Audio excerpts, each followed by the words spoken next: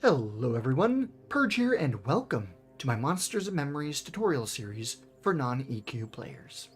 In this installation, I wish to run you through getting started in MNM. Specifically, how to go about creating a character, what your first steps should be, how to start your adventure in Aêthoril efficiently, introduce you to some helpful NPCs, how to sell items, and yes, that requires an explanation, and finally explain bags and trade skills. This video is going to have a lot of information, so buckle up. It's gonna be a ride. For full transparency, the total script wound up at a staggering 14 pages, so I used AI to shorten it for me because I don't want to record that much. So this may sound different from my other videos because of that. The information should still be accurate, but the way it's worded may sound odd coming from me, and if it does, that is why. Character creation. First up, character creation. Your character for the long haul. I assume you've figured out your class and race. Please note that not all races can be every class. I went Dwarf Paladin for its defensive capabilities. Perfect for hardcore mode, which is what this character was designed for. Feel free to go through the various races and classes, tweak your appearance, and when you're ready, hit next. A quick note, this is old footage. Current stat values will differ from what's being shown. Paladins, however, want strength for melee, wisdom for spells, and stamina for survivability. Next, we have traits. There are 4 total, major and minor for both combat and non-combat respectively.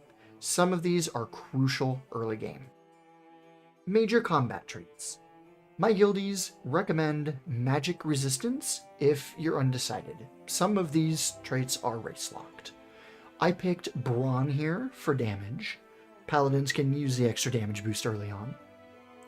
Minor combat boosts skills or starting gear. Some of these are class locked. I chose Channeler for this character to assist with in-combat casting from level 1. This is normally acquired later on. Major non-combat traits are kind of a catch-all. You have vision, crafting, water breathing, etc. Read each of them carefully. Without infra or ultravision, which are racially locked, knights are pitch black, which may be problematic for recording purposes.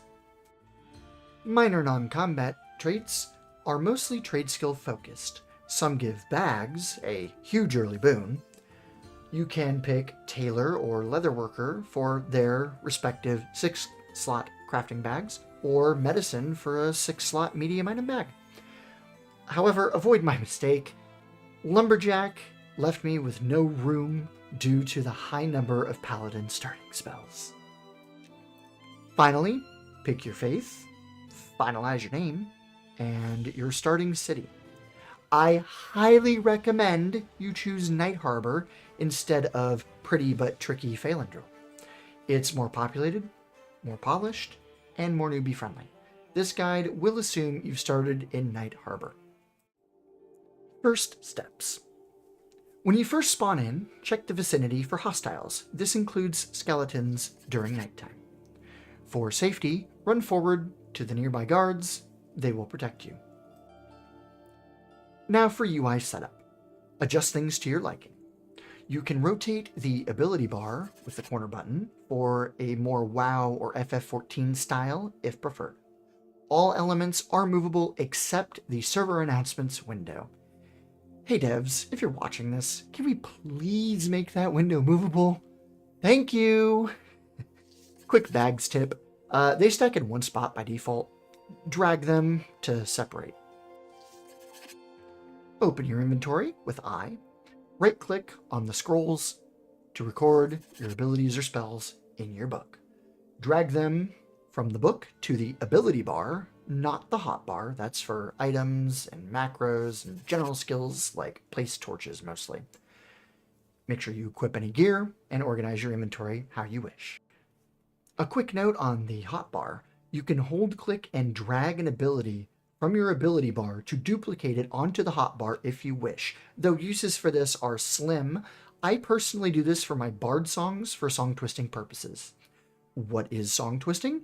Follow or subscribe to my channel so you don't miss the future video supporting an MNM to learn all about it.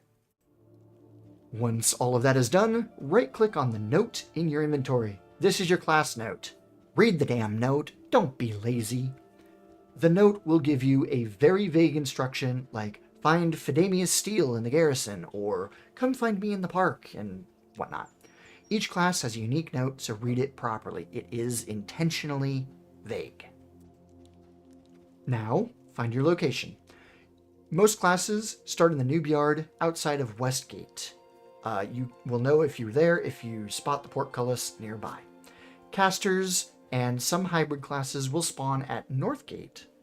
Hail a guard nearby with H and /say directions to Westgate. Maybe this will work. I never got it to work myself.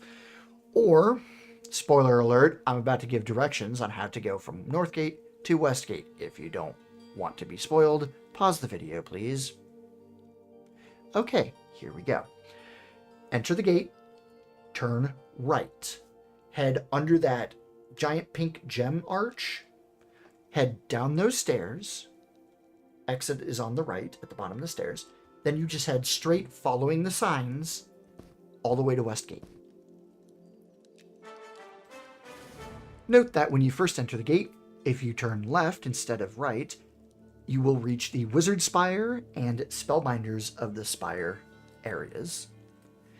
In the staircase area, beyond the pink gem, you'll see Wincog's shop for enchanters. At the bottom of those stairs, if you look left, that is the park. If you look right, that is the Concourse of Souls for the Necromancer. Remember these locations, they may be important later on. Westgate is the population hub. It has 3 exits. The main gate with guards and possibly a crowd underneath it. The Sojourner's Gate, slightly to the north near the Sojourner's Camp. The Portcullis on the south side, which is the entrance to the garrison as well. From the main gate, if you are facing the town, go left down a small street till you see a small door on your right to enter the Shaded Bloom Inn.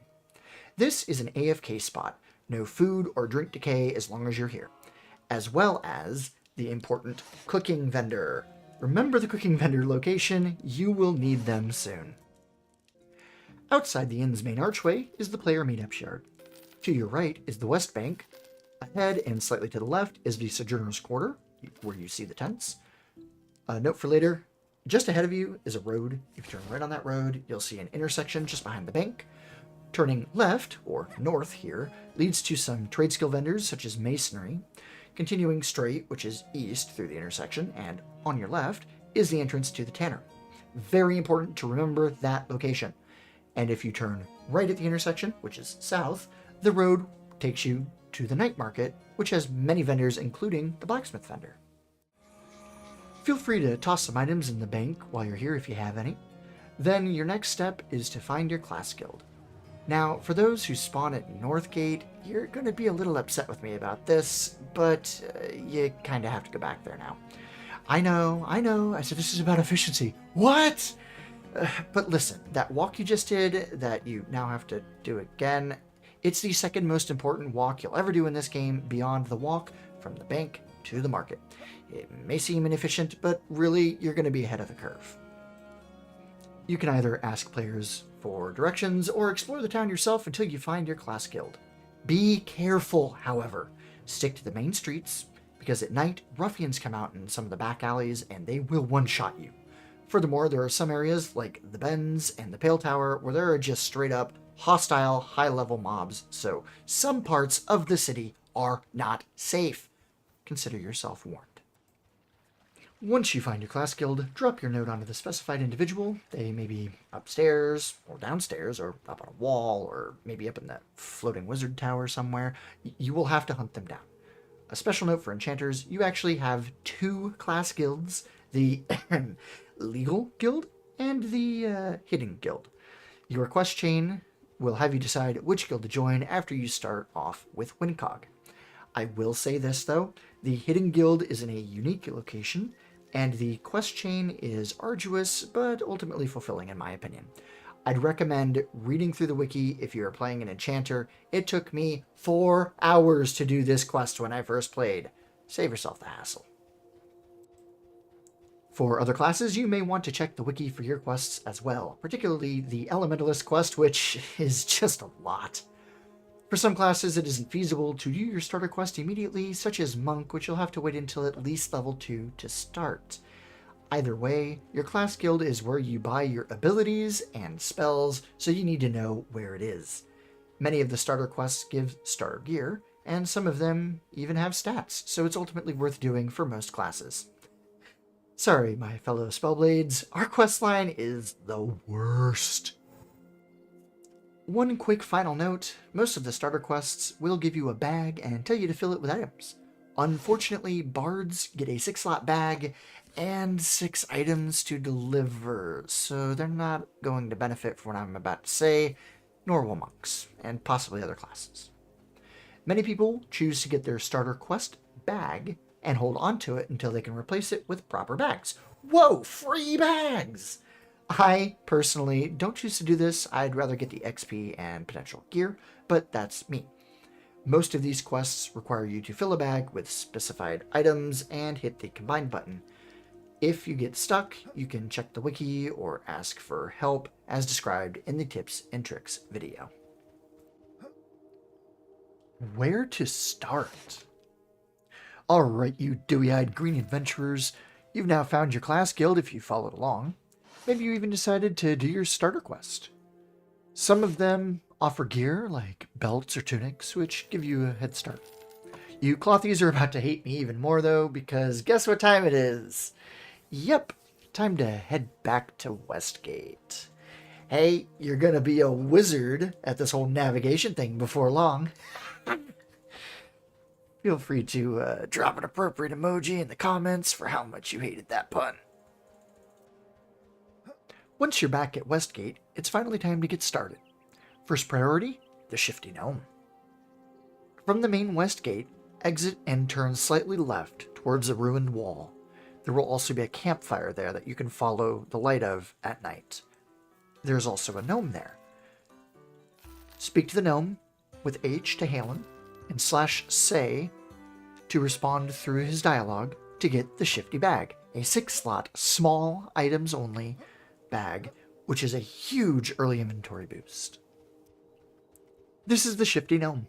He is a vendor who buys almost everything, but pays almost nothing for it. However, if you need to offload quickly or just don't like the vendoring mechanics in the game, you can offload onto him or other similar shady merchants. Other noobs will thank you because you can buy items off of them for cheap, and we'll talk more about that in the next section. This bag is the single most important item you can get right now. If you did decide to keep your starter quest bag, you'll now have 2 of them for most classes.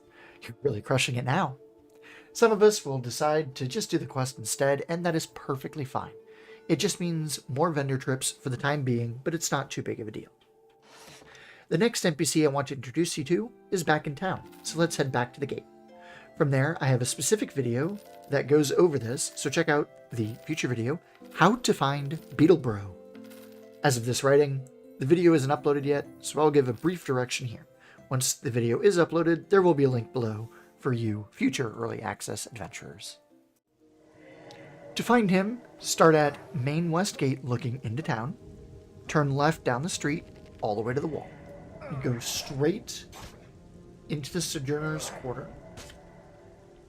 And when you're in the Sojourner's Quarter with all the tents, you need to go to the back left part of this area from where you entered. You'll reach an area with a fire and a tent with piles of beetle corpses? Yep, this is the place. Here you'll find Holt Beetle Wrangler, or as I affectionately call him, Beetlebro. Hail Holt, say work. He needs 2 fire beetle carapaces. The fire beetles are in the noob yards only. Don't mistake them for other types of scarabs that are scattered about. You can track this in the journal under J or in your notes, which is accessible from the main menu. Now, it's time to grind some levels. You can do this in either the West Gate or North Gate noob yards. There's also mobs around the Concourse of Souls for the classes that have their guilds there. Here's how to level efficiently. Level 1. Focus on starter quest mobs or items, such as snakes for clerics. The immature snake venom sacks are pretty rare, as well as rotten skeletons for gear drops. Make sure to consider, with C, all mobs before attacking. I will say that again because it is that important. Make sure to consider, with C, all mobs before attacking.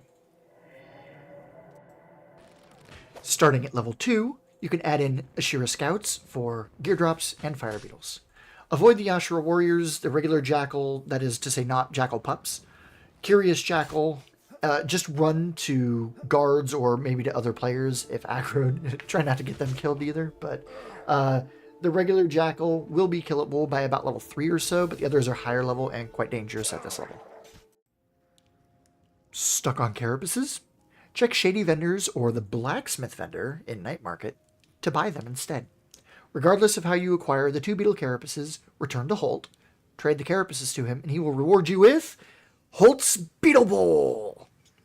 Okay, put the torches and pitchforks down, guys. A bag is a bag, even if it's a crappy 4-slot bag. If you don't have room for it on your person, feel free to drop it in your bank. It functions in there too, and expands your usable bank slots by 3. Either way, it's worth getting for now. You're now ready to begin your adventure proper-like. But if you followed along so far, you're probably confused as to where to sell your teeth and feet and wings and hides and weapons and... Yeah, it's a lot. I'll explain that next, though. Looting and money-making. If you've been following along so far, you probably have an inventory full of things like rat feet, snake skins, or random weapons, or bat wings and whatnot, and can't figure out why some of the NPCs won't take these items off your hands. This is by design. With the exception of the shady merchants I spoke of before, most vendors in the game will only buy items beneficial to them, thematically speaking. The cook will take the majority of your animal part items, which is why I introduced you to the cook earlier. That's where you offload your rat's feet and snake teeth and things like that too. But even then, you probably still have some hides, maybe a duplicate piece of gear or weapon that you can't use. That's totally normal. Here's the deal. You gotta hunt down the vendor who buys the items. Here's an efficient route, starting from Westgate, though you can ask other players for help if you get confused or lost. First up, we have the garrison. Inside, you'll find the quartermaster, who buys most armor and weapons, as well as the extremely rare drop Harvalen root, as well as the ranger spell merchant, who will buy things like diseased jackal blood, diseased bat blood, so on and so forth. The Shaded Bloom Inn, which is left down that narrow street that we've been to before, has the cook vendor. That one buys all the animal parts and meat, most of them anyway. You can grill the meat first to get better money when you sell. Then the Sojourner's Quarter, where the tents are, which is straight and left from the inn, has the Survival and Lumberjack merchants, where you can sell torches, wood, and resin, as well as the Cleric Spell Merchant to sell things like venom sacks, bile ducts, and so on. The Tannery, which you reach from the meetup yard going east at that 4-way intersection, the one that I told you to remember before, has the Leatherworker vendor. This person buys hides and leather armor and is the only person in the city who will buy the hides.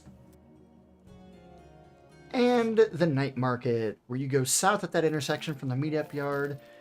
Here you'll find various vendors such as used weapons, cloth, chain, plate armor vendors, blacksmith, jewel crafting vendors for gems and jewelry, the bags and packs vendor, where I recommend you to buy pouches for 50 copper each, and satchels for 2 silver, they're 6 slots, medium bags, and or a small field pack for 2.5 silver, which is a backpack slot, allowing you to carry just about anything in the backpack, but I think it's only 4 slots.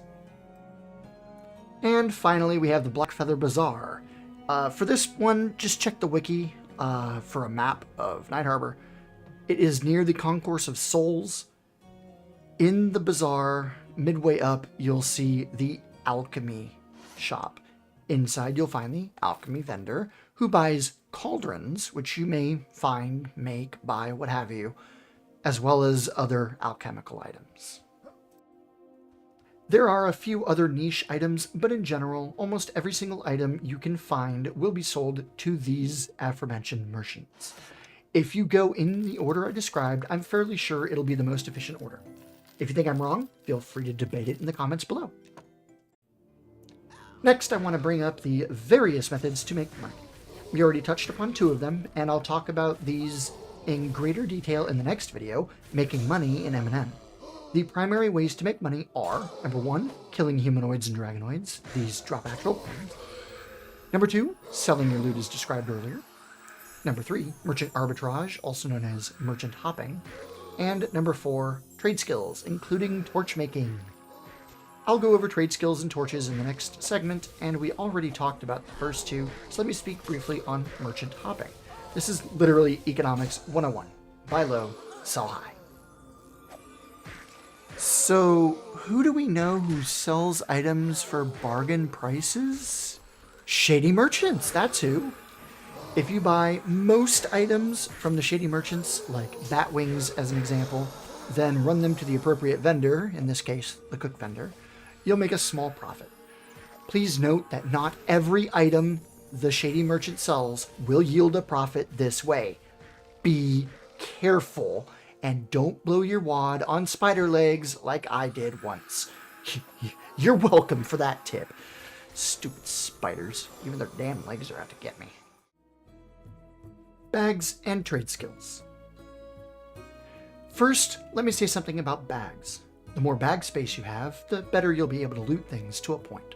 Keep weight limits in mind, but effectively, more bags means a higher variety of mobs you can kill and loot from before filling up. So effectively, it gives you freedom to either choose your loot or to slaughter and loot everything with wild abandon. The choice ultimately is yours. Trade skills are a whole separate topic, which is why I want to talk about them here. Trade skills are a way to make money, but they're also a separate grind from leveling. But there are significant synergies involved. For example, one of the best ways to make money early on is to harvest wood and resin from wood piles, turn them into torches via the survival skill everyone starts with, and sell them to the survival merchant. You can easily make a couple of silver doing this, and the only investment needed is a lumberjacking axe costing less than 30 copper. This is usually my very first purchase on my characters. Now, in general, trade skills have various different uses. Lumberjacking, for example, also allows you to collect wood to make campfires for the XP boost for leveling purposes. But there's also tailoring for making bags, blacksmithing for making better weapons, and so on and so forth. Ultimately, which or how many trade skills you decide to pick up is up to you, but each one requires some investment, such as a tailoring kit for tailors, which costs 1 silver, to get started. A small note, tailoring kits and leatherworking kits, with the addition of a seam ripper you can buy from various vendors, allows you to break down cloth and leather armor, respectively. So if you carry them on you, which I tend to do early on, you can break all that duplicate armor down into cloth or rawhide scraps for later crafting purposes. This is an investment as well, since 42 cloth scraps are needed to make a cloth backpack. Trade skills cost a lot of money and time to level up, and many of them require materials from other trade skills. So if you want to level several trade skills, you're going to need to do a lot of them. I recommend partnering up with a guild or a group of friends to work out who will work on which trade skills. As a leather worker, for example, I need cloth padding from tailors and stirrups from blacksmiths. But if I bring my cloth to a tailor friend, I can have them make the padding for me, and vice versa when the blacksmith needs rawhide straps, which are made by leather workers. It's all very intermingled, which is a fairly alien concept for trade skills in games like WoW, so this may take some getting used to. Crafting isn't going to be for everyone, but picking one and focusing on it, if you have others to help you make the other items, is a rewarding effort in the end. At least for the ones that are currently implemented and that craft gear or consumables. And there you have it. That was an insane amount of information in one video.